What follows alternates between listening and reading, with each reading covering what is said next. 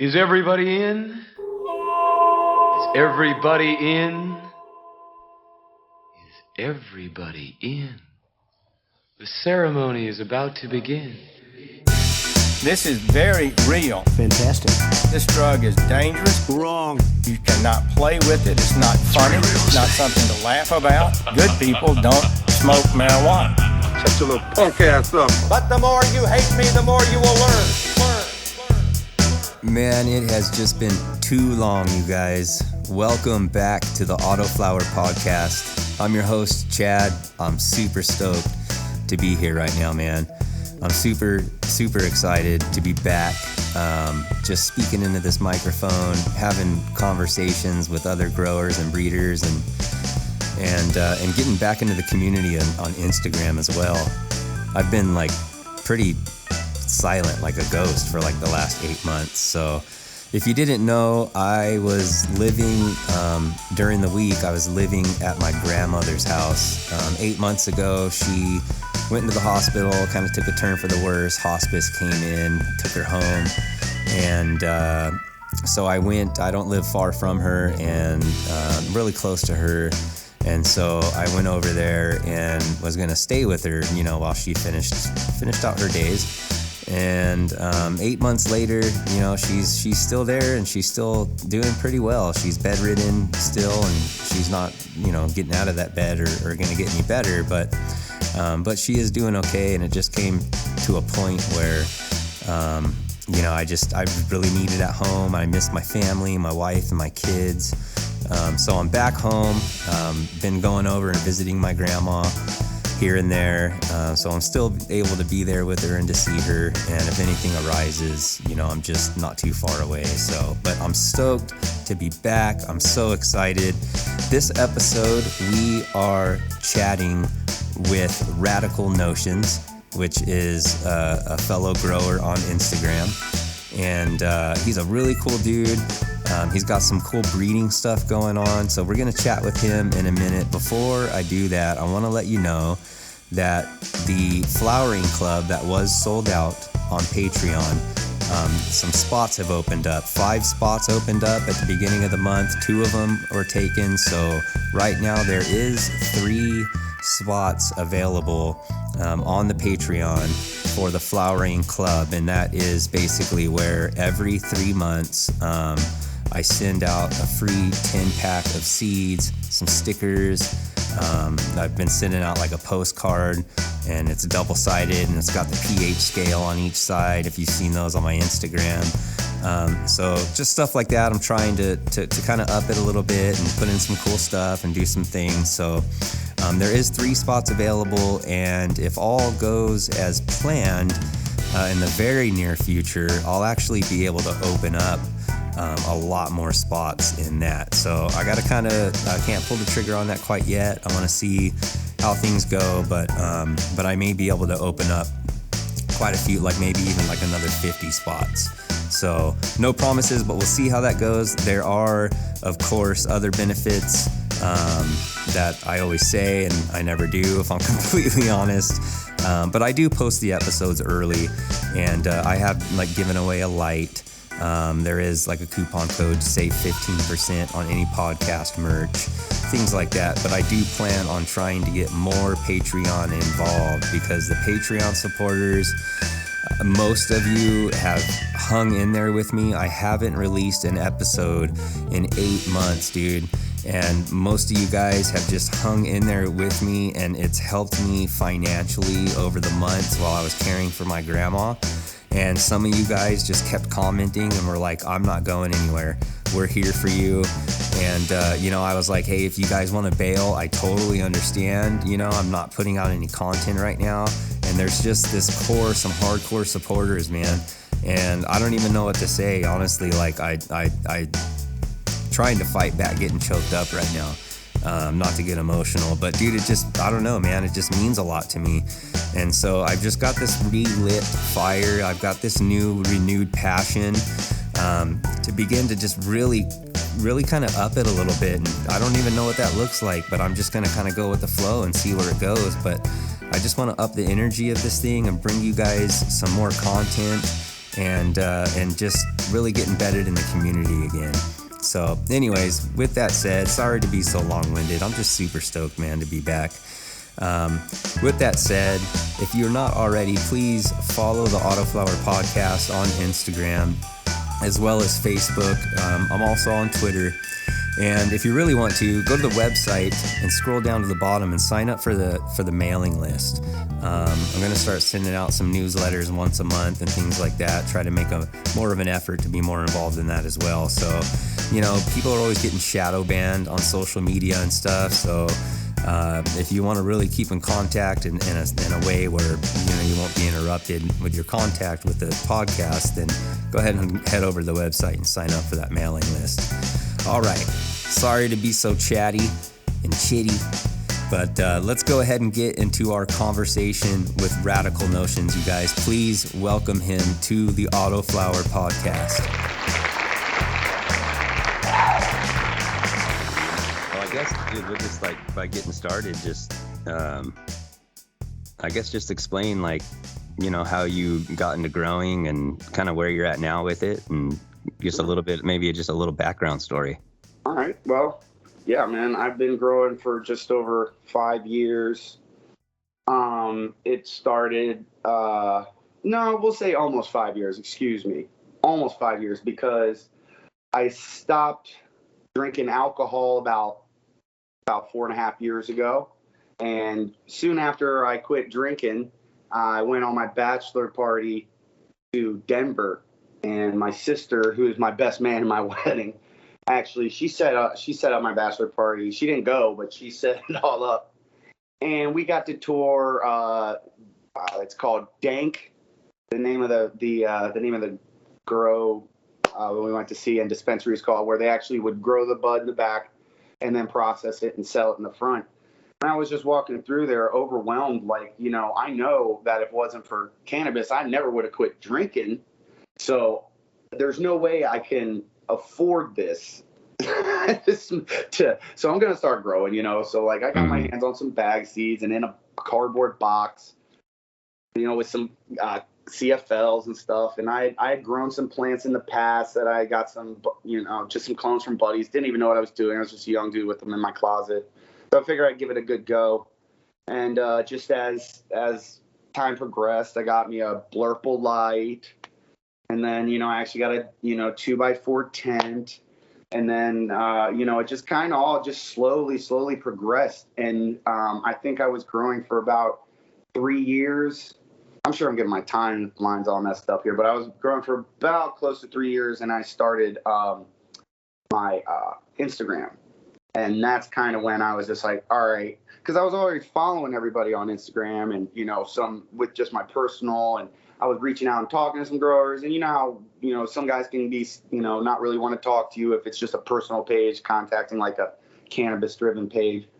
So after a while, I was just like, what, I'm just going to go for it. I'm going to make my own. As soon as that, I had just was like, all right, so what do I do? I just keep flooding everybody with content, just keep flooding. And then, that you get into that, and we want to start getting sponsors. So we want to start getting sponsors. So we get I get Fast Buds, and I get, I recently got Seedsman. I've got, I got a tent sponsor that's really cool, and I can't really say their name. Venustani, Ray Maddox Lighting, Air Bottom Pots. Okay, cool. Now we got some stuff going. We got some lights. We got some seeds. We got some tents. All right, cool. Now we got a sponsored grow, and I feel like I look at it like you skateboard. You know what I'm saying? It kind of feels like a skateboard thing from back in the day. That's how I look at it. So we got some sponsors, and we got a grow going on and stuff. And I'm like, all right, cool. Now what? So I get into the solvent list extraction and doing that. I've been doing, before that I was doing BHO. Basically I would get into a point where it's like, I don't want there to be one conversation I can be left out of. So now so then about a year and a half ago, I'm like, all right, so now what? Now it's like, okay, we're going to start breeding. And I personally have never, ever had any luck with regular seeds, Autoflower or Photo Period. I get mails. Oh, really? Hey, the boys love me. Fine. I just wanted to say, like, really quick that, because there's like a little bit, like I hear different opinions over people seeking sponsorships and stuff. Some people are all for it. Some people are against it. Like you said, just like in the skateboard world, I'm not really, I'm more of a, I just kind of more of a overweight dude that rolls around on a board. But I've been around it a lot throughout my life, dipping in and out of it and stuff. And it's like any industry, really, but it's cool, dude, because like, it could be beneficial to you as a grower, or me, or whoever's listening to this as a grower, to try to get sponsors. Because let's be honest, like it's first of all, it'll save you money, because a lot of times you'll be either getting discounts or you'll be getting free stuff.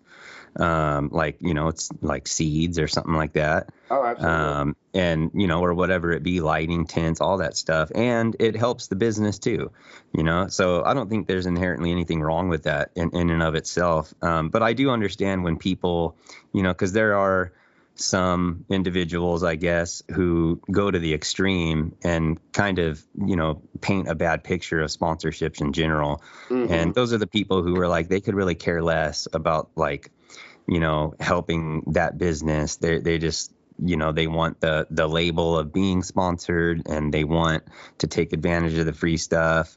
But they also, are just seeking the fame and glory and money, and they're in it for themselves. Whereas there's other people, where I like to consider myself, and I think you're in this camp as well. I think a lot of people are, that I associate myself with in this community, who, they take a balanced approach to it. Like for me, I will own, and I'm sorry, I'm just chiming in here and taking over the conversation, please. But I just thought it'd be a good point to make. Like, like I have a business relationship with Nature's Living Soil and Autopot USA, which the Autopot one is very recent, but and it's, but those are two brands that I've used, Nature's Living Soil for years before I even started any type of business relationship with them, and they're products that I genuinely stand behind. And so like, why wouldn't I, like shout that to everyone, like, hey, these products, I'm using them and I love them, and here's why, and you don't have to like them, and that's okay. But if you do, here's a coupon code that's going to help you and me and the company. And if you can get yourself into that position, I don't think there's anything inherently wrong with that, Not at all. Yeah, so I just wanted to kind of chime in there and just say something about the sponsorship thing, because I know when you said that, my mind went to, some of the listeners are going to be like, oh, this dude's just, all about himself. And some of the listeners are going to be like, oh, that's super cool. How can I do that? And, there's a kind of a dualistic polarity there. And I just wanted to kind of chime in. What do you think? Well, personally, we all have to remember, all you're seeing on Instagram is their tent and their grow space. Like if I want to grow the best I can, I have to buy it with my own money. Is that can't be the rule. If I have the skills to grow it but not the money, then I think it's worth reaching out to a sponsor and like, look, I use a company, I use your product. I appreciate your product. I've gotten great results with it. And if we should not work together, I just want to let you know there's no hard feelings, because I support your product. I just want, I reached out to Extreme Gardening, and those guys are great. And I love those guys too, actually. I'm not sponsored by them, but I reached out to them for a sponsorship, and they said, you know what, man, we appreciate you, and we see that you tag everything and everything. So why don't we just send you a swag pack? So they sent me just like pretty much their whole line. You know what I mean? And then now I continue to tag them. I've continued to buy it since then. It's just like, we got to understand, like, as long as you're not like flexing your sponsors on everyone, I don't think there's anything wrong with it. But to kind of where I was going with that is that I kind of got sick of the grind and the hassle of having to post stuff for people. Like, I owe them this post. I owe them this, this on my story. I don't really work well when I have to do anything somebody else tells me to do. So that's where I'm like, okay, how can I continue to grow without having to, really do it for other people? Like, I don't feel like posting today, or I really just don't have any content that I'm thrilled about.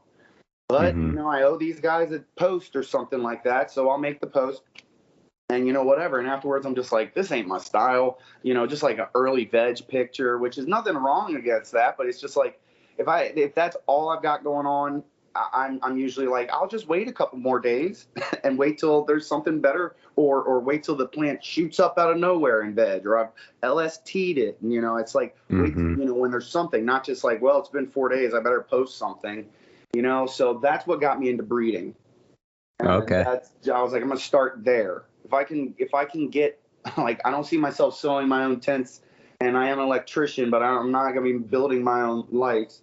I suppose I could, but like, I've got so much stuff going on. Maintaining a garden is easy for me to do with my personal life. So that's where I started. And like I said, I don't have any real luck with regular beans. I always get males. So I decided to start breeding female femmes. So now I breed femme autoflowers and photoperids. So it's like, it's all event down. I'm moving in the direction of like, I'm like, maybe I get out of the way so other people can get their sponsors. I've got the lights, I've got the tents, I've got, I've got a bunch of great guys that have given me stuff, who believe in me. And if I keep asking for more, it's just because I want more, not because I need more. Like recently, just between the lights and the tents and stuff like that, I'm so grateful that I don't think I need anything for a long time. So I'm going to focus on the breeding. And, unfortunately, my sponsorships are going to start to, I'm sure I'm going to catch some shit about this, but as we move forward, I'm going to lose focus on my sponsorships and more on Radicle Notions genetics. And the fellas that I work with, Autoflower Dummy, True City Trichomes, these guys that like, we're doing what we can to push different aspects of our cannabis life forward. You know what I mean? And as much as I love my sponsors and appreciate them, it comes time for everybody to kind of go out on their own and, make room for the littler guys. These guys need tents too. These guys need lights and seeds too, That's kind of all over the place on that one. No, that's cool, man. I appreciate you sharing your story and stuff. So I got both people on both sides of the coin of sponsorships. Yeah. Yeah. So you're breeding autos and photos, but you're feminizing them. Yeah. So, and I know you sent me some seeds too. I just have yet to grow. I just got back home, so obviously. Oh, yeah, man. No hurry. So those are feminized though, huh? Yes, sir. Is that the moonberry pie, I think? Man, I sent it so long ago. I imagine it would be the moonberry punch. That's what I sent the most out to have tested. But moonberry, it's definitely in there. If not, you might have moonberry punch and moonberry pie. Oh, okay. Yeah. Nice. So give us a little like a little peek into what that strain looks like. All right. Well, well, as I'm saying, I was like, all right, I don't have luck with male plants, so it all started from, and this is what made me start growing. And my buddy Aaron, he works on Facebook mostly. Flying Higher Genetics, Flying Higher Autos, I believe. I'm not really on Facebook very much, but I do talk to him a lot. And he sent me, like, he's been in the autoflower game for a long time. Mm-hmm. He's the one who was like, hey, you should try this White Russian auto or White Moscow auto. I'm like, okay, cool. And he sent me that, and I was like, all right, cool. So then I started buying beans from him, and I never even asked who they were by. I was just happy to get feminized cannabis seeds that were coming out like something, and he was selling me on the autoflowers, and I was like, cool, I'm about it. So he sent me one of his strains or something he'd been messing with for a long time. Blueberry autoflower. All right, cool. So then and he crossed that with Red Poison from Sweet Seeds. So I'm like, okay, cool. This is a regular autoflower. It's got my homeboys like Deep Roots genetics, and it's got something I've heard of genetics in it. So I grew out one of those males and just kind of got busy. So once I crossed that with something I liked, I was like, okay, cool. Let me make sure this thing is stable. Crossed it a couple more times. And then once as soon as I saw the pistols on what I call the Moonberry Haze, I started hitting it with my STS solution. You want to start doing ideally a week before flowering, but with autos, it was a new strain. I didn't know when it was going to start flowering. So I hit the female with the STS, reversed it, and back crossed it, hit some other stuff. And yeah, just went. And my first round, I got 3 Autoflower female strains. Moonberry Haze, Femme, I guess S1, BX1, Moonberry Pie, and the one that I sent the most testers out is Moonberry Punch. And just about anybody I talk to that's like, if I'm in your DMs or in my DMs, you've gotten a pack of Moonberry Punch, and they have just performed way beyond my expectations. Nice, dude. So, yeah, and luckily I've had some really great growers and great friends that have, used their time and their space and, their resources to grow out my genetics. That was the biggest thing. You know what I'm talking about. You send your beans out and you're like, come on, germinate. Yeah. Fingers crossed. Yeah, come on. I know they will, but I'm just that guy who worries about stuff. Yeah, I hear you, man. The hobby, really. I hear you. So what is it? So what is that? Is that strain like a hybrid, or does it lean more like as far as effects go and stuff like that? Is it? Man, I would say what I was looking for. I'm a indica guy. Uh-huh. I'm already a super hyper dude. I was ADHD diagnosed at 6, and they were jamming meds down my throat as soon as they could. Ritalin, and as soon as Adderall was invented, they were like, "Cool, we got a perfect." The kid running in circles with the rat tail. Grab him and give him an Adderall. Oh man. So I've always kind of been a hyper dude, and so I lean towards the indica. And yeah. Everything's so hybrid these days. I just I go strain by strain. I remember smoking this strain. I like this. I need to remember that I like this. So everything I do is a heavy indica, but it's funny. I don't know if it's just me, but it depends on what you got going on. For the Moonberry Punch, I like it because I could smoke it and just sink into the couch, or if I'm on the go, I can take a bong hit and get back out into the yard and just like zone. But I'm not stoned to the point where I can't get done what I need to do. Yeah. So that's one thing, and I really like the colors of everything I cross it with, which. I don't know. I'm so new to this breeding stuff. I don't know, really what the rules are with breeding other people's genetics. So I have no idea, man. That's yeah. I don't know, what the kind of general consensus. So I'm just gonna go ahead and leave it with, why don't you grow them out and tell me what you think they look like. So you had ADHD and stuff. Is that how long? I'm just curious, man. How long were you on Adderall and medications for? I was on it all the way up until I became a big boy and wasn't on my parents' health insurance anymore. So, and I milked that. I know I did, because I was a touring musician, and I know in my early 20s, and I know the whole time I was touring, I was on their health insurance, because I'd come back, get my meds, go back on the road. So from about 6 years old to about close to 26. Oh my God, dude. Yeah. So, and that's literally, isn't that 26 when they say your brain is fully formed? But if you've been pumping methamphetamine into a kid since he was 6, what does that equal? Yeah. So that's things you don't realize until, and it's only been within the last, I'd say, decade or so that any real awareness has been brought to it. Yeah. How difficult was it for you to get off of those drugs? Was it easy? Well, for me, I had to go take it all through school. So it was embarrassing. For the first couple of years of taking in school, you just had to go to the cafeteria after lunch and take your meds.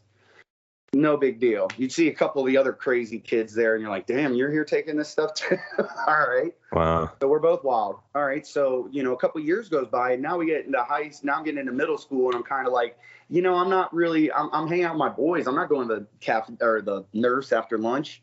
I'm going just my class. So I don't. And then I get hey, could you send so-and-so down to the office or to the nurse's office?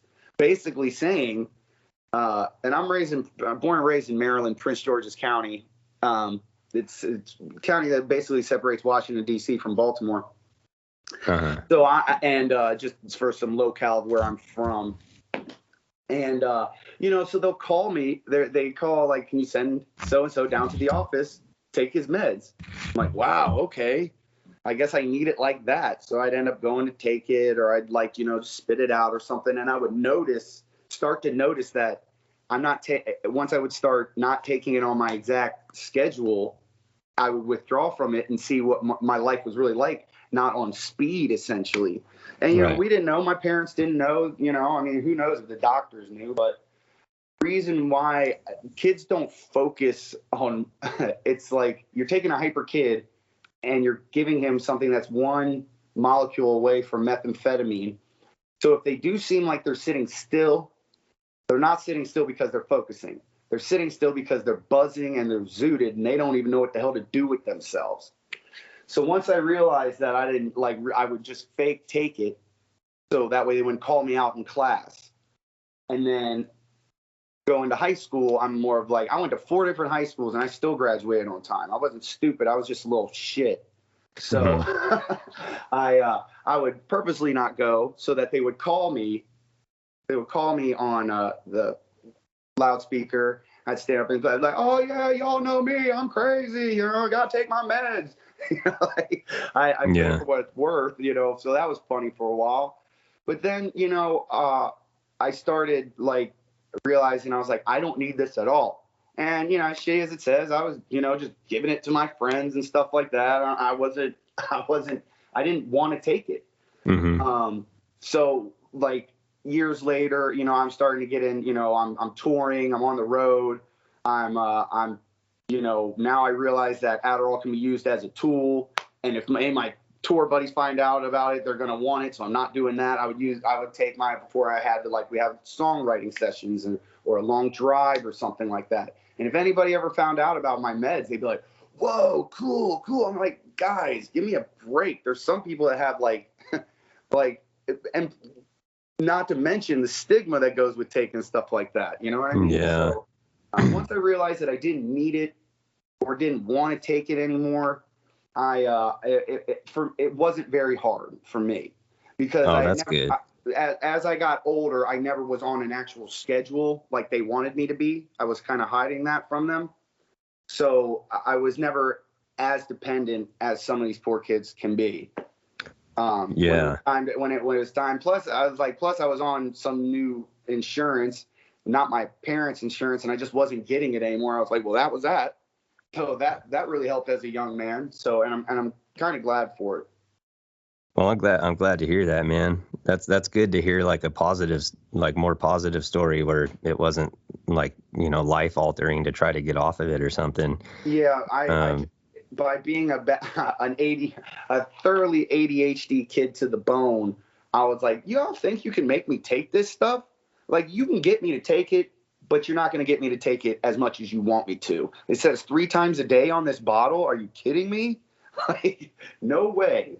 You know what I mean? And it's just it was not.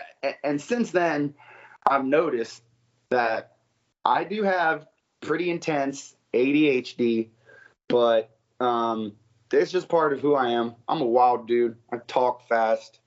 I'm a habitual go-getter, Yeah, you just got a lot of energy and stuff, huh? Yeah, man, I do. But with that comes a lot of love and a lot of passion, and I feel like an understanding for a lot of people in a lot of different positions, so. That's good, dude. Yeah, man, I recently had a really bad experience trying to get off of my Zoloft just a couple of weeks ago, actually, man. And it was I don't know, I just have mixed feelings about it, dude, because I know on one hand it does I'm on a therapeutic dose now. It's like only 50 milligrams. I used to be on 250 a day. Yeah. But with the cannabis, I've got down to 50. And then like I accidentally stopped taking it like when we were camping, and then we came home for a week, and I was like, maybe I don't need it. Like I feel okay. Right. And so like I gave myself like a week and a half without it, and man, like it just, I don't know, man. Well, if we're gonna go there, I am also crazy on meds as such, and I recently stopped taking it. So I'm pretty sure I'm on generic Prozac and Zoloft. So I discontinued the Zoloft because I was fine. Ultimately, we want to get rid of all of these, but I'm not going to be let my mind attack itself while being a soldier for cannabis if I need the help. Yeah. Cannabis fully. But as I look at my wife and my 2-year-old, I can't just be like, all right, I'm going to go smoke a bowl and I'll come back. It's like we need to look at something deeper, and that's okay every now and then. But I noticed that my mind was starting to attack itself on Zoloft. So really? I continued that. Like it was just very emotions that you don't feel very often.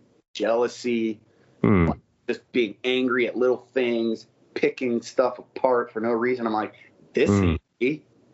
I'm not this thorough about anything. How it affects people so differently, Yeah. Like I'm starting to come to the realization that like it does help me, dude, even though I don't like, because it's pros and cons, I guess, like with anything. But on one hand, dude, it does help me. I got to be honest, like it helps me. But the thing is, I'm starting to find I think I found a balance, because it on one hand it helps me, but on the other hand, because I've been on Zoloft for like 17 years.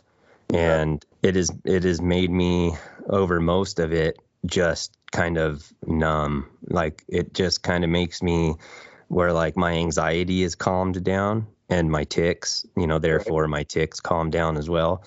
But it also kind of just makes me zombie-ish. And when the cannabis came in, the cannabis began to make me feel again. I don't know why. I don't know. There's something there with like the homeostasis and like the cannabinoids and the serotonin, or I don't know, but I can't really speak on any of that. yeah, it began to make me feel again. So like the cannabis would like bring normal feel, because like, like I wouldn't be anxious anymore on like a lot of Zoloft, like 250 milligrams. It's like I wouldn't be anxious and stuff as much. I still would be, but not as much. But the problem is, dude, it's like it took away my excitement too. So I just became like neutral to everything. Like I wasn't excited about things. Like music didn't make me feel the way I used to. It's like it dumbed down my soul almost. And so as I begin to taper off that and begin to use cannabis, like the mix of a lower dose of Zoloft, but adding the cannabis for some reason breaks open some type of gateway in my psyche or my mind or whatever it is, in my brain chemically, I don't know. But it's doing something to where it allows me to feel, where the Zoloft is numbing me. And so it's just working, you know what I mean? And so it's like, but when I try to go off the Zoloft, it's like, man, I don't know what would be on the other side. But I had I had such a horrible panic attack experience while I was camping a couple of weeks ago. Oh, buddy, I'm sorry. That dude, I haven't had one of those since I was like 22 or something. Like it's been like 20 years. And I'm sorry. But it's I know, because it's like, dude, there's just something there, man, where it's like, and my panic attacks are weird. They're like, I don't know what was wrong with me, dude. That Zoloft, like trying to get off that Zoloft, it was messing the sertraline, which is what Zoloft is. Sorry, we're on a total rabbit trail, but the sertraline, whatever, I'm into it. Yeah, your body, come to find out, like your body withdraws from the sertraline itself, Okay. So the way it works is like a Zoloft, which is an NSSRI, which is sertraline. You take it, it goes up into your cell receptors, and your body produces serotonin naturally, and it reabsorbs it naturally, right? Well, what it does is the sertraline comes in and blocks those receptors that reabsorbs, and so it kind of increases your serotonin. And so when you stop using Zoloft, number one, your serotonin is getting reabsorbed back to normal, and your brain isn't used to it, especially for me after like 17 years. And then number two, my body is withdrawing from the sertraline chemical itself because it's used to it. So there's two things happening there. Right. And it just like, I was okay. And then one night, dude, I laid down and it was like, it felt like it was like a psychedelic experience, man. It almost felt like I was on acid. I've only done acid once, but it was like a bad one though. It was like all of a sudden I felt like my body and my soul split. It was so weird, man. Oh man. And like I felt like my soul was just like this like pure like ball of awareness that was like stuck inside my body and wanted to escape, and it was bouncing around and it was viewing the anxiety, the intense, like dark, demonic, almost feeling like dark cloud of horror, like something bad is happening, like anxiety that was in my body, and it just like it's like fight or flight, man. Like I just didn't know what to do with myself. I had to get out of bed, I had to go outside, I had to go to the restroom and like wash my face and like try to psych myself into like, dude, this is your brain responding to the medicine, and it just made me realize like, so I basically, long story short, dude, sorry, I just ended up the next morning I took one of my Zoloft pills. I was like, dude, fuck this. I was just like, I took one and now I'm feeling better. And so I'm just starting to realize that there is a balance there. I still hate it though. I hate that for so long I've been on this drug that my body, it's like almost, it's like to get off of it is like such a change in my body that I begin to have panic attacks and stuff. And they're dark panic attacks, man. Like it's like there's evil or something there. It's so weird. And I don't know if anyone can relate with that. And then I experience like, boy, I can, disassociation or derealization, where like I feel like I'm in a dream and like I'm not even in a reality, and like this stuff isn't even really happening, and it starts to, and then that freaks you out. It's just, there's all kinds of weird stuff that I experienced, man. So I don't know. I guess I'm like, there's pros and cons, man. I know it works for me in one way, but what I'm saying, I was wondering like what would be on the other side. Like if I would have not taken it, like would I have just continued having those panic attacks, or was that just, my body responding to the sertraline withdrawal, or was I going back to how I used to be? Because that's how I used to be before taking Zoloft, was having these panic attacks and consistently. So, well, the thing is that like you can't. I am by no means. I'm like, yes, pharmaceuticals are the way. If I was up to me, I would not be on a pharmaceutical at all. But I'm also not gonna go on a personal, quest, to prove a point to myself. If there's something that can help me mentally, usually I'm gonna do it. like I was saying before, anxiety is an affliction to be managed. It cannot be fixed. If anybody says they cure their anxiety, good for them. I don't think so. You're going to be laying in bed one night like it's happened to us, and then something's just going to shoot from the back of your brain right to the front, and we're not going to be prepared for it. I'm by no means saying, thank God for my pharmaceuticals, but I'm going to do what it takes for my mental health, for my family, and ultimately, get it together as far as being all natural and and stuff like that, but in the meantime, I deserve happiness and joy and peace, and so does everybody. And I'm not saying look to pharmaceuticals to do that. I'm saying just explore all options for the sake of your mental. You know what I mean? Absolutely, man. Yeah, absolutely. And there is a lot of anxiety, like a lot of our I used to kind of downplay that, but now I'm starting to realize that like it's kind of the state of our humanness right now, and our generation, and our little blip in time in this, our little vapor of time here.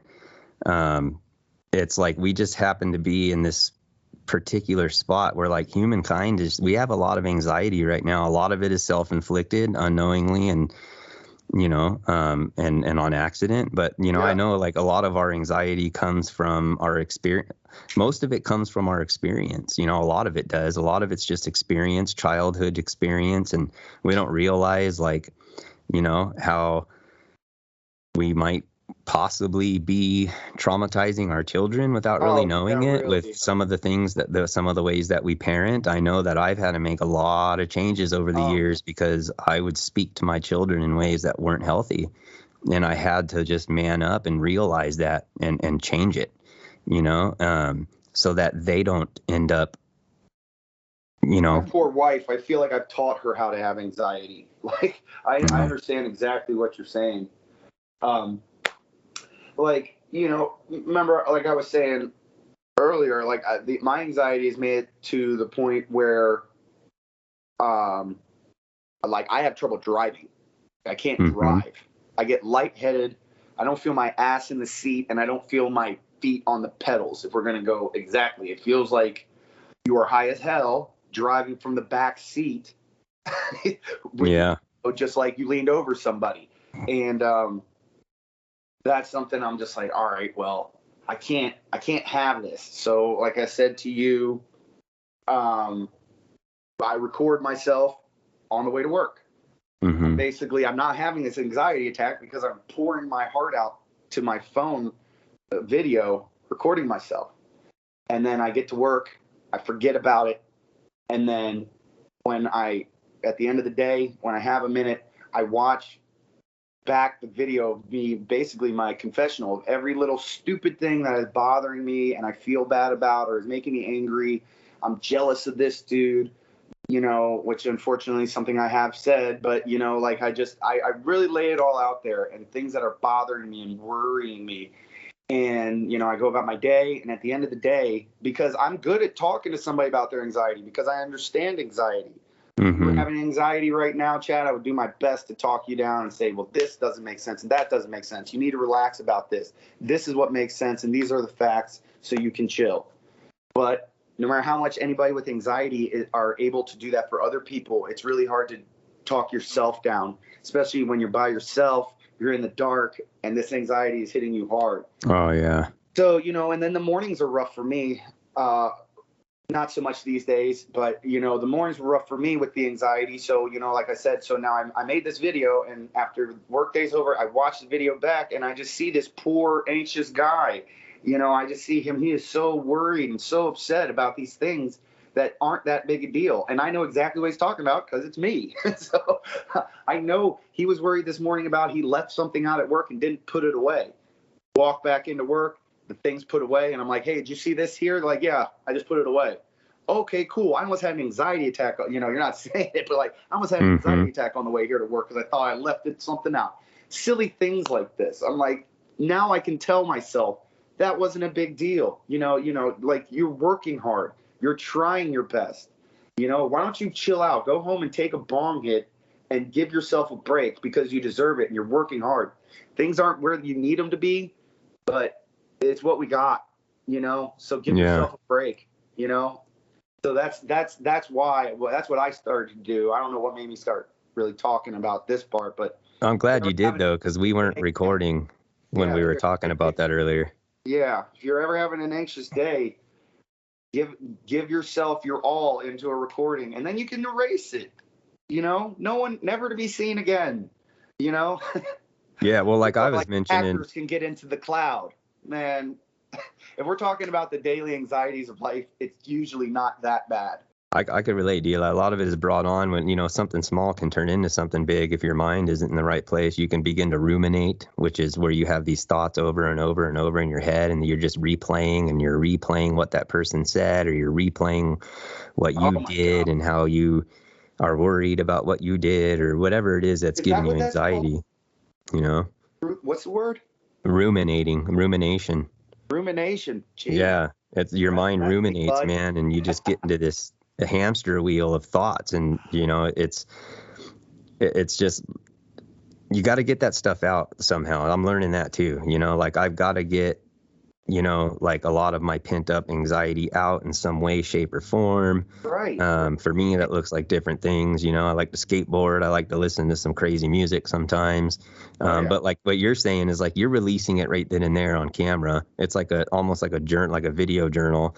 And when you look at it later, like you're able to actually look back at that person, at yourself from an outside view, is what you were telling me earlier. And you're able to love yourself a little bit, man. You're able to talk to that person, to that part of yourself, and be like, hey dude, you know, it's okay, like I'm here for you. Like as cheesy as that sounds, it's like it allows you to open a door for self-love, self-acceptance. Loving ourselves, man. You know, if we can't really, you know, internally love ourselves, then it's really not that we can't love other people, but it's really hard to love other people. You know, I have my wife I love with all my heart. I have my 2.5-year-old daughter, love her with all of my heart, you know, and in order for me to love them as much as I can, I have to love myself and be happy, which is tough to do sometimes. But, you know, like I've been to anger management. I've been to therapy. I've been to all that stuff.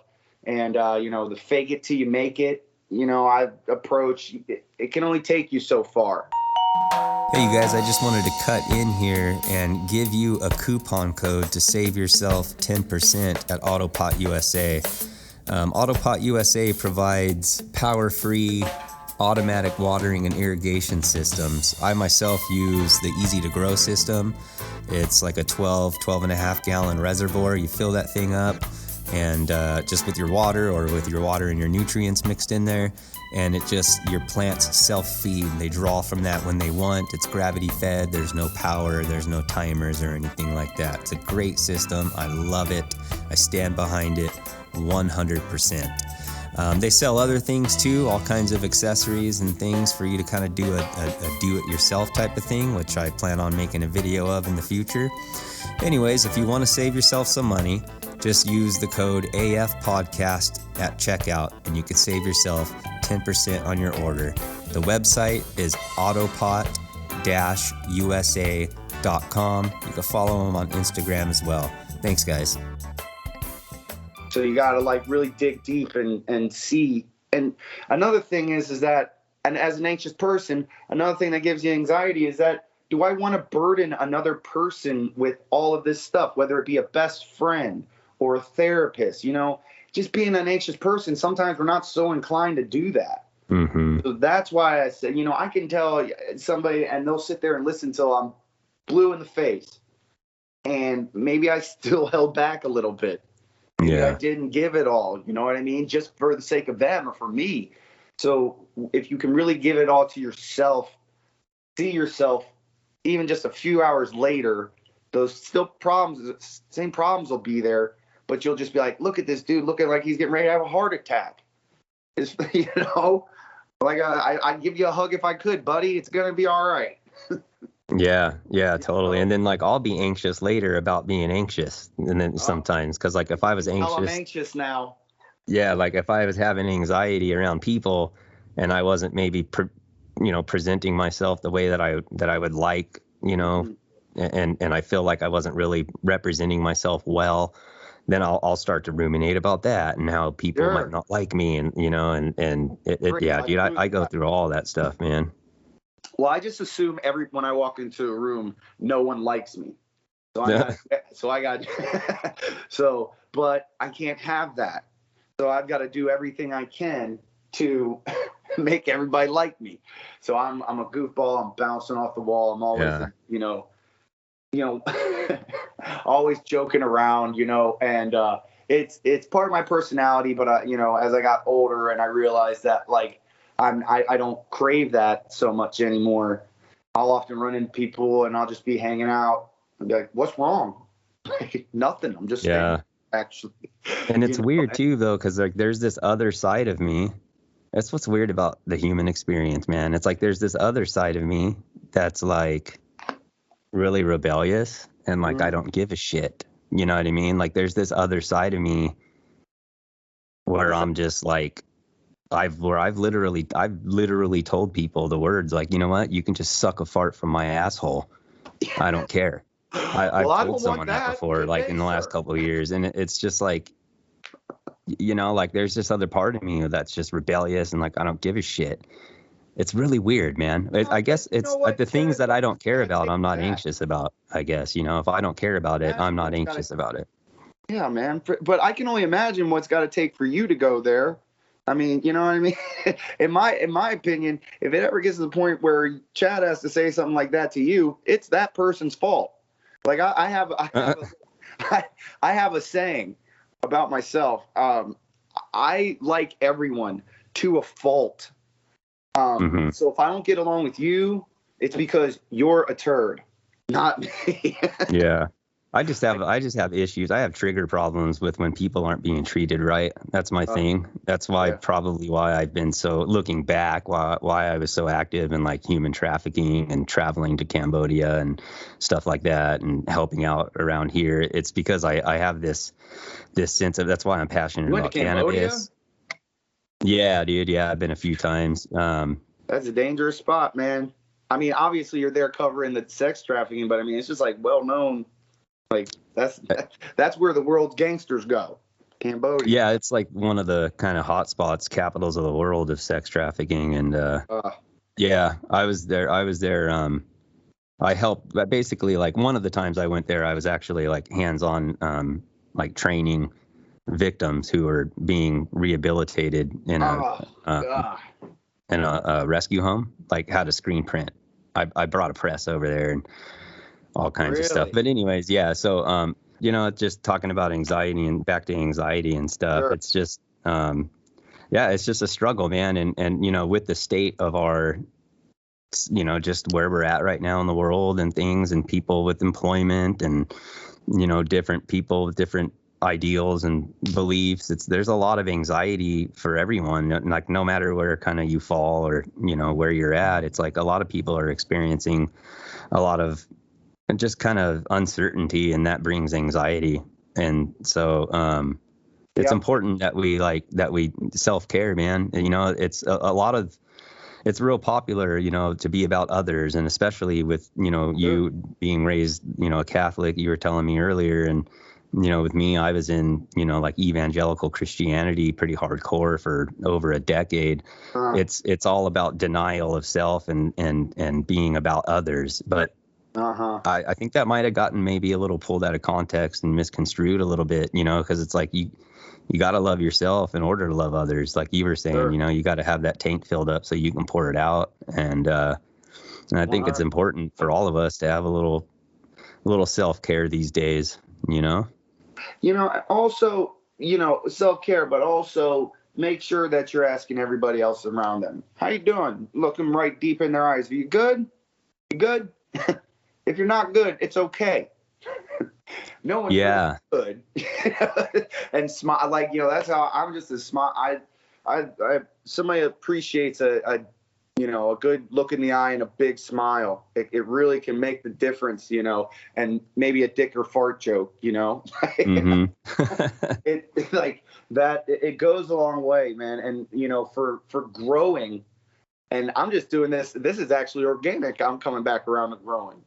If I can get out of my own head for 1 second and just focus on what's right in front of me, that's invaluable to me.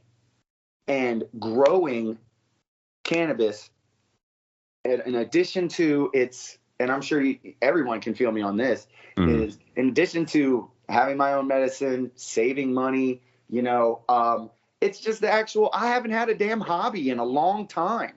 And not only a hobby, something that I really wanted to learn about and really dig my teeth into, and to the point where I can talk to anybody. I mean, it's just like, what other groups, if you were to get a bunch of dudes around together, they're talking about actual elements on the periodic table. You know what I mean? It's just, it's nuts. It's nuts. Yeah. It's something I could really bring, and it's been able to, I can get out of my head. And even if it's like when I'm on Instagram, I'm really in that. I'm looking at my buddy's grows. It pisses my wife off, but I'm really keyed in there, man. My guy, like my buddy AK420 Auto, he's got one of the most solid grows, man. I'm sure he's got a sponsor here and there, but my man just does it. Grows in cocoa, just does the damn thing. And, you know, I'm scrolling, I'm looking at every picture he's got. I'm looking at these pictures I've seen before, guys I've talked to a bunch. Like, you know, like these are like, Ross Decay.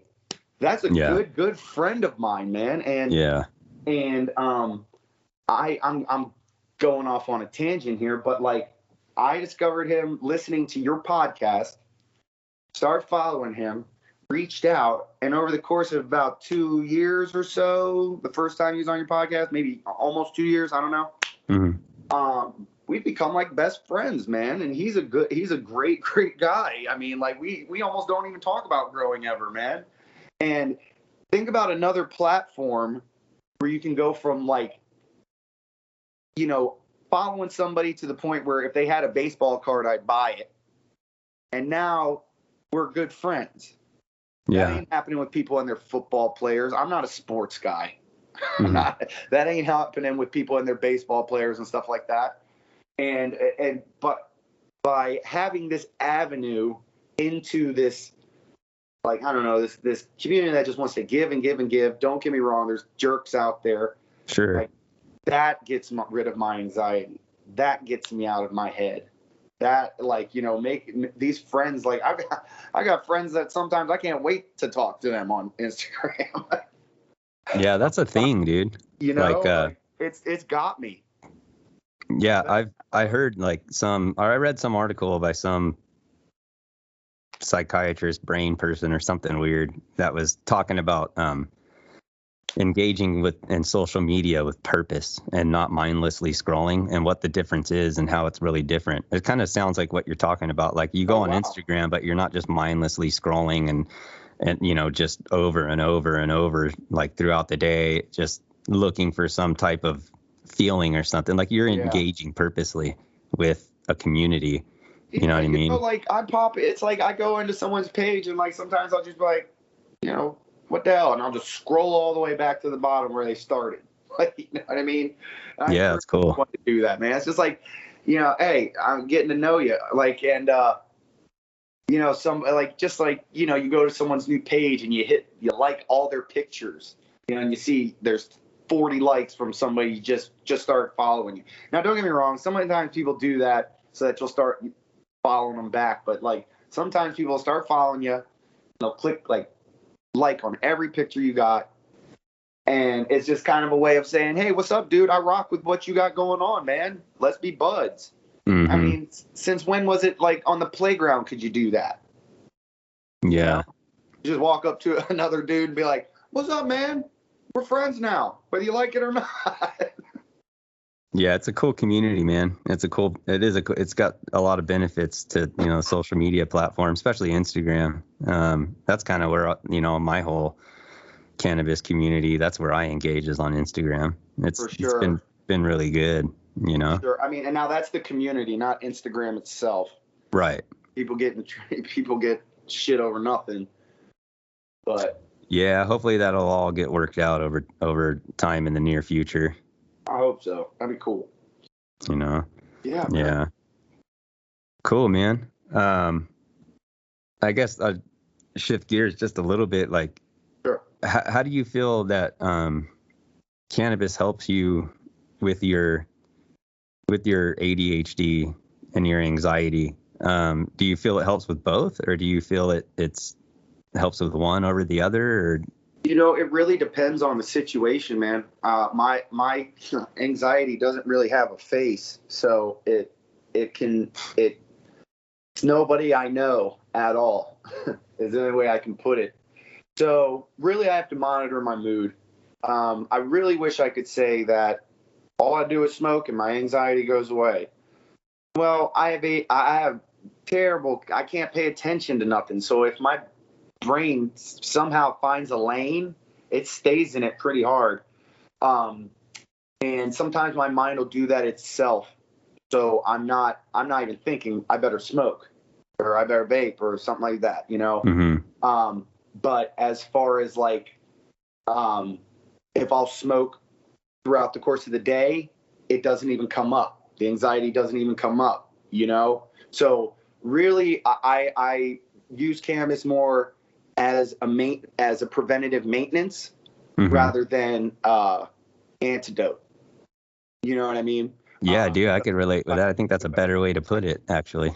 You know, it's if I'm having a hard time and then I smoke, I don't always get the best results. I can handle my stuff, you know, and I know better than to walk up to my wife with my hands on my head like I'm dying. Yeah. But if I feel like if I just do the preventative maintenance and keep myself, you know, depending on what I got going on, lightly medicated, then I usually am fine. But if I'm like running to my bong when my heart starts to race, it's going to probably do the opposite. So Yeah. Mindset has a lot to do with it, huh? yeah, man, I think Joe Rogan said something about like whatever, you know, it's like cannabis doesn't make you panic. It just brings the stuff that you've been hiding in the back of your head to the front of it. Like you know, that bill you don't want to pay, or, you know, that person you don't want to talk to, like you're going to get in your own little head there, and that's going to come to the front. And now someone who's never had anxiety before just has an anxiety attack because they smoke. Right. You know what I mean? So it's like they do go hand in hand for me. Yeah. Like, you know, if I'm not good, just like any medicine, it can be abused and taken at the wrong time. Like, you know, you're not going to take your muscle. You're not. I mean, I don't know. I don't know about pharmaceuticals, but I can imagine there's certain pills you don't want to take before certain times, no matter how much you need them. You know, or not need them or prescribe them. I don't know what the hell I'm saying, dude. You know, I think I do. I mean, you know, yeah, there's a balance. You know what I mean? Like, you definitely don't want to be. Like, you're good if smoking weed all day long is what keeps you together, then that's what you should do. If smoking weed all day long and you have anxiety while you're stoned, maybe try taking a break during that little time. There's strength in restraint, you know? I like to smoke as much as I can, but, you know, if I got to get up and go, you know, I'm probably not taking a dab in the morning. I'm probably not smoking a bowl in the morning. You know, I got shit I got to do. You know, it's as much as I'd like to. Sometimes I do. As you know, there's no rule, but for the most part, I just do my get up and go thing, and you know, as the day progresses, I start doing my preventative maintenance. You know, yeah. You know, and if I wake up with anxiety, if I wake up, you know, a little bit anxious, that's something I just handle on a situational basis, you know. Yeah, totally, man. Sometimes yeah, I definitely like wouldn't anxiety be. moments where like, to hell with it, I need to smoke now. Whatever. Yeah, I was gonna say, like, I definitely wouldn't be ripping on some strong indica like right before I gotta like operate some big table saw or something. I mean, like, for me. What you blaze, like I think even from one stoner to another stoner, like the guy, you know, hops off of comes off his break, obviously in a hard hat and a high vis vest, smelling like weed, eyes red as shit. Like, okay, is that your medicine? Like, you're getting ready to go operate a crane? Like, you know what I mean? There's you know, yeah, it's my medicine. I'm like, all right, as long as you're straight, you say so. You know? Yeah. Like, so it's like you got to know yourself, just like anything, I imagine. Yeah, dude, I think there is a balance to absolutely everything that we experience, and everyone has to find their own balance, you know. Sure. Being sober it might look different. For 4.5 years, I find I like being just nothing every now and then, you know, just nothing. Especially like when I'm just at the park with my kid and my wife, and like sure, you know, I'll hit a pen before we leave out the front door, but the rest of that afternoon, for the most part, you know, I'm good to go. Yeah. I'm in that moment with my family in that time, and you know, that's not something I always had. So that's something I'm recognizing as something that's a relieves my anxiety, is my time with my family. And as a dad, you can't just be smoking weed the whole fucking time. Yeah, see, where I'm like, I'm different. Like, where I'm like, I pretty much wake up and I vape, you know, with a cup of coffee almost. Well, no, I wake up and have a cup of coffee and take the kids to school, or I'll go skateboard, and then I'll come home and, you know, like 10 o'clock, I'll have another cup of coffee and I'll vape. Sure. But mine's kind of like you. And first of all, like for me, I'm vaping out of a dry herb vape. I don't ever really smoke at all. And also, so it's a little more manageable. I find it to be a little more manageable that way. The effects aren't as hardcore, in my opinion, for me. And also, like the amount I put in that vape is probably one solid hit out of a pipe. It's not much, really, to be honest with you. Right. But I've had to like kind of tune that in, and it changes when your tolerance changes. So I kind of have to reset sometimes, where I'll just purposely go, like while we were camping, I purposely went like a full day just to kind of reset my cannabinoid system a little bit to not be so the tolerance, so I've kind of found a balance, but I can't really say that I'm walking around high all day, myself. Like I don't, to each their own. As much as I like to be, it's just like, I'm an electrician, man. And, with ADHD, man, like I'll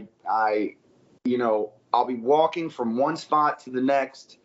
Then I kind of come to, and I'm like, I'm in the panel now. I'm like, why the hell am I in this panel right here? I was working on something completely different. And I'll have to like backtrack and be like, all right, where did I, like, damn, I'm stoned. Like, I can't, it's not the type of work to like not be your most sharp, you're working on homes, you're working on people's businesses. And it's kind of something like, if I can handle it, I can handle it. I get up and go in the morning. Now, don't get me wrong. If I'm not working and, kids change and fed, I'm like, all right, go time. You know what I mean? But as far as like taking myself, I got to go in people's houses, and there's stigmas with cannabis and cannabis users. And I don't have time to fight that crusade right now. I'll just show up, do my work, get the hell out of there and blaze at my house. Like, no big deal. Totally, man.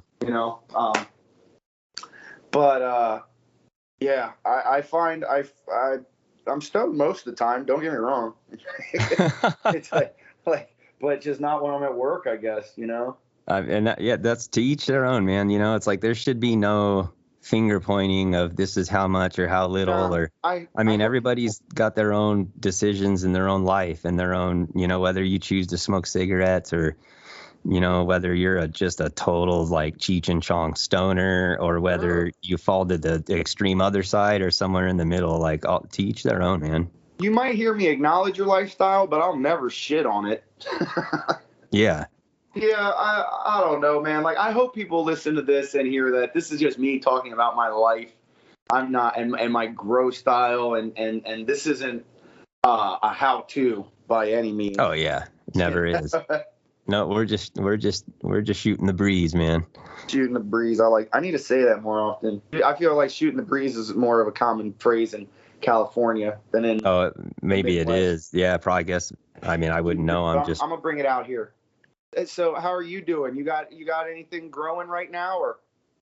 No, I'm getting ready to I'm gearing up right now to grow. I think I'm gonna purchase a tent because I've been open growing just out here in my shop in my garage. But that looked pretty cool. Yeah, but you know what, man? It's like, I'd like to conceal it a little more, and the smell it could get pretty ripe when there's no tent, and and then if I have to open the garage for any reason at night, I mean, it looks like Area 51 over here. Like there's UFOs in here, man. It's like intense. Yeah. So I think I'm going to get a tent. I got some soil kind of cooking, so to speak, I guess. Right now off to the side, I'm cleaning out my pots and stuff. I'm just gearing up to grow, man. I'm just going to grow some medicine this round. No breeding or anything like that. I'm trying to figure out what to do because I got another light. I've got another one of these TSL 2000s by Mars Hydro. Uh-huh. So it's like I could set up like I could double my grow right now. Right now I got a 2x4 area. I can make that into like a 4x4 or a 2x8. But I'm not sure that I want to do that. And I don't know. I'm just trying to figure out what I'm going to do. But for right now, I'm just going to get a tent up and throw my auto pots in there and get going, man. Start growing, start getting some content out and start engaging again with the community, start testing some things as far as soil, nutrients, especially like organic growing with Nature's Living Soil. I'm going to be testing out like, growing in like a 3-gallon pot versus like a 20-gallon pot, like, running out of nutrients and things like that. Water only the whole time. So I got some ideas and stuff brewing. So, but for right now, I think I'm just going to throw the tent up and just kind of get going, grow some medicine. You have a tent already? No, I'm going to purchase one probably within the next couple of days here. I was thinking, so you're doing a thing about 2x8, that, having like a long walk of all your plants, that'd be pretty dope, especially with the 2000 TSL 2000, is it? That's a longer light fixture. Yeah, it's like the elongated light, but they don't make a 2x8. I can't find one. Just get 2x4s. Oh, that's what I was thinking. So that's what I might do. Deal. Yeah. I guess there's the ventilation thing, but like you can, if you put them, I imagine if you get the same tent, 2 of them, sit them right next to each other, one inline fan connecting the 2, I think it'd be all right. Yeah, that's another thing I need to buy is like an inline fan. I was thinking about, biting the bullet and getting a carbon filter just to keep the smell out more and things like that. There's lots of options without doing the, of course, your standard carbon filter is going to be your go-to, but I feel like if you put carbon, like a piece of carbon sheeting that you can get at the pet store, that'll do the trick. If you don't want to spend the money, you can just take like a 1 foot by 1 foot piece, put it at the end of your ducting and a rubber band. There you go. Oh yeah. You'll have to change it more often. Yeah. But if you get, when I got at the pet shop, it's over in the fish section, there's like these 2 foot by 4 foot pieces that you get for like $12. Oh, okay. So I started doing that. I'm a DIY everything guy, man. I am too. I have a carbon filter now, but early on I was just like, how can I do this exactly what they're doing without spending any money? That's me all the time. So take a stroll through the pet store next time and go to the fish section and take a look at all the cool carbon, activated carbon stuff they got over there. It's worth looking. Yeah, I will. Because sometimes I wonder, like this Etsy store that I have, it's called Happy Frog Wear. Or Happy Frog, it's called Happy Frog something. Anyways, I got this Etsy store on Etsy where I sell tons and tons of these dad life shirts and stuff, dad bod shirts. But anyways, sometimes I can't help but wonder when I'm sitting out here screen printing shirts and running them through the conveyor dryer and it's warm out here and I got these plants sitting here, they're just open and no tent and the shirts and everything's right next to them. I can't help but wonder if some of these people are getting their Father's Day shirt and they open it up and it like smells like weed. And there's no way to know in there. Yeah, I mean, I don't smell it. So, I mean, people come over and be like, damn, dude, it smells in here. As always, thank you so much, you guys, for listening. Thank you so much for your support. Appreciate you guys. I've already got another episode recorded with the big green guy. That'll be dropping next week. I've got Full Duplex and I've got some other people kind of stacked up to come on the show. I'm super excited. I love you guys. Have a good week. See ya. The deadly narcotic. Nicotine, alcohol, good drugs. Coincidentally, tax drugs. Ooh, how does this fucking work? The dried leaves and berries are ground up and made into cigarettes by a simple hand machine. The deadly narcotic is thus quickly and easily prepared for its market. The sale of marijuana is even more difficult to detect and halt than the traffic in drugs such as opium, morphine, and heroin.